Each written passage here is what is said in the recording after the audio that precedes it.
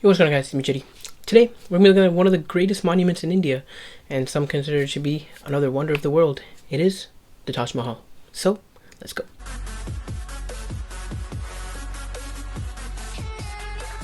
So, number one, basically, Taj Mahal was built by Emperor Shah Jahan for his third wife, also the mother of his 14th child to be. That's when she died. So, it's like a monument for her. So, the emperor basically built that for her to honor her death. So number two is that it was built in the 1600s, 1632 to be exact, and it took 22 years to build.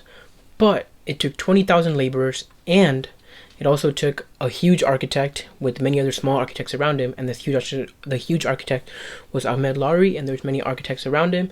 And then he had a lot of laborers with animals and elephants and a lot of other great things that they needed to use all those things for them to be able to build the Taj Mahal. And it also took 22 years. So just take a look at how long it took. And it was worth to be about $1 billion. It's probably how much they spent on that according to today's money. Alright, so the materials that they used were mostly white marble, even though a lot of other Indian places, basically they just built with cement and rock. Although that's the case, they did use white marble there because the emperor there was able to get a lot of white marble and a lot of precious stones from the neighboring places. And now we know where all those precious marble and stone went. It just went into the monument.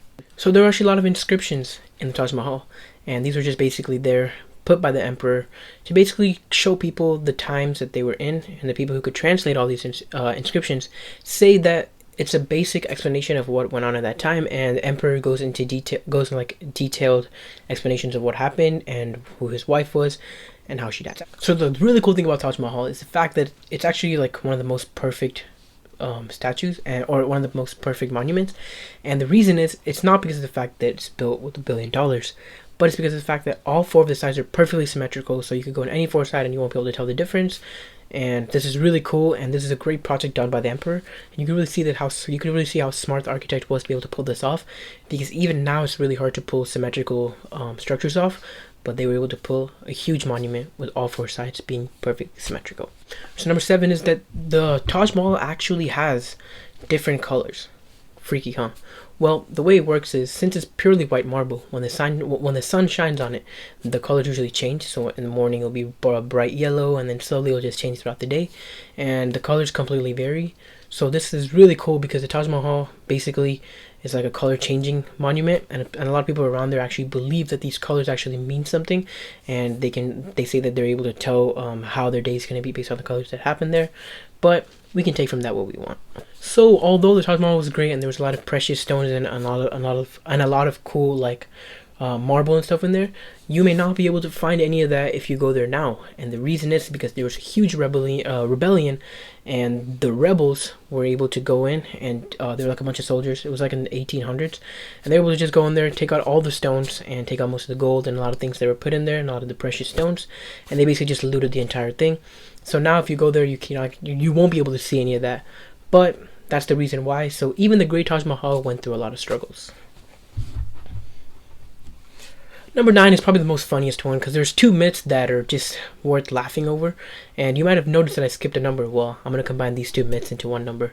So with the 2 myths, it's basically just one of the myths show that Emperor Shah Jahan actually had the thumbs cut off of all of his workers to make sure that they don't replicate this. Well, he wasn't really that stupid. He knew that cutting their thumbs off wouldn't really stop them from doing it, and plus he knew that to be able to pull this off, they needed to have a lot of the strength, and they had a lot of money, so he knew that no one was going to be able to replicate it, so he did not do that. And the second myth is that people say that he wanted to first make it fully black, like the Black Mahal, and make it like fully like Black Taj Mahal, and that was going to be his theme. But he didn't actually go through that. What he did was he actually went with the whole white marble theme, and he was actually able to write on the sides saying that he actually only wanted to do the white marble.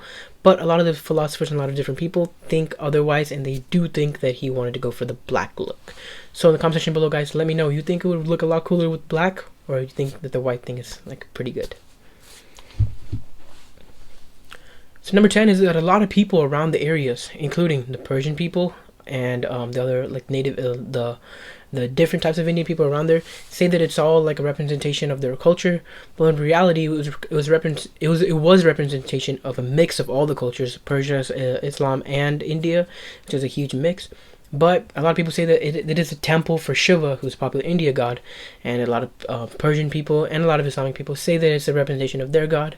And of course, the people around just kind of want to take credit for it being their own, but in reality, it was just a dedication to his wife. Alright guys, those are some 10 quick facts about Taj Mahal. I really hope you enjoyed. Make sure you guys go follow me on Instagram, leave me any DMs there, comment on this video, like this video, and subscribe. I'll see you guys tomorrow. Bye.